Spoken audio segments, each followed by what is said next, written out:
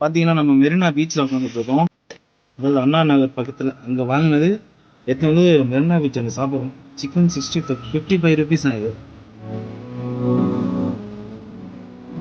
இது கத்திரிக்காவா எனக்கு தெரியல. இது ஆனியன் 75 ருபீஸ் போட்டு பிரியாணி ஓப்பன் செய்தாச்சு. நல்ல வாசனை அப்படியே சாப்பிட்டு பார்ப்போம்.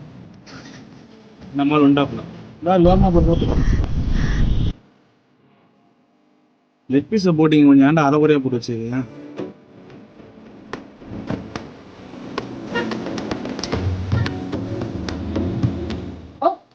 காய்ச்சி பிடிச்சிடும் சரி நல்லா தீஞ்சு போய் பாருங்க. எங்க பீஸ் 75 ரூபாய்க்கு கொடுக்கலாம்டா. சின்னக்கா வந்தாலும் நல்லா இருக்குடா. இப்போ நான் வந்து தனியாக சாப்பிடல, நம்ம கூட யார் சாப்பிட்றோம் பார்த்தீங்கன்னா நம்ம கோபால். தேங்க்யூ. அல்வா பிரெட் அல்வா 75 ரூபாய்க்கு அல்வாலாம் தரீங்க. ஒரு கத்திரிக்காய் ஊற்றுக்கலாமேடா. கத்திரிக்காய் கொடுக்கல, அதுக்கு பேர் வந்து பிரெட் அல்வா ஊற்றுறோம். அதை ஊற்றிய சாப்பிட முடியும். இருடி வரேன் நாங்கள் வந்து சாப்பிட்டே இருக்கிறானுங்க. நானே கோட்டர் தாண்டா வாங்கிட்டு வந்தேன். 55 ரூபாய்க்கு இவ்வளோ பீஸ். இதை சாப்பிட்டு இதை சாப்பிடும்போது அப்படியே மேட்ச் ஆகுது. நம்ம கோபாலுங்க பார்த்தீங்கன்னா சிக்கன் பீஸ் மட்டும் சாப்பிட்றாங்க, ரைஸ் சாப்பிட மாட்டாங்க.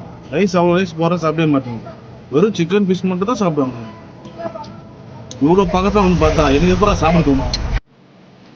அவ்வளோதான் போடு, கேட்ச போடு போட்டுருவாங்க. குழந்தைங்க பாவம் எவ்வளோ பசியில் இருக்குதுங்க.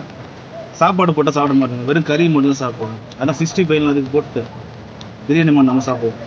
ஸ்கூல்ல வந்து கூட்டு வந்துடுறாங்க போல பசங்களை கட்டி மைக்கிறதுல போதும் போதும் ஆகிடும் போல. பாவம் அவரு ரொம்ப கஷ்டப்படுறாப்புல, பயப்படுறாப்புல.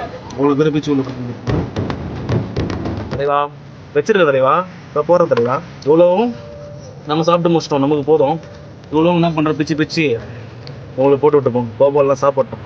பாவம் பசியில் இருக்குது போல. அப்படியே தனியாகவும் சாப்பிட மாட்டுங்க. வச்சாச்சுங்களா ஒரு 10 காக்கா போய் கூட்டின்னு வருதுங்க. அதில் ஒரு பழக்கம் காக்காட்டு ரொம்ப பிடிக்கும். தனியாகவும் சாப்பிடாதுங்க, அச்சிக்காதுங்க சாப்பாட்டுக்கு.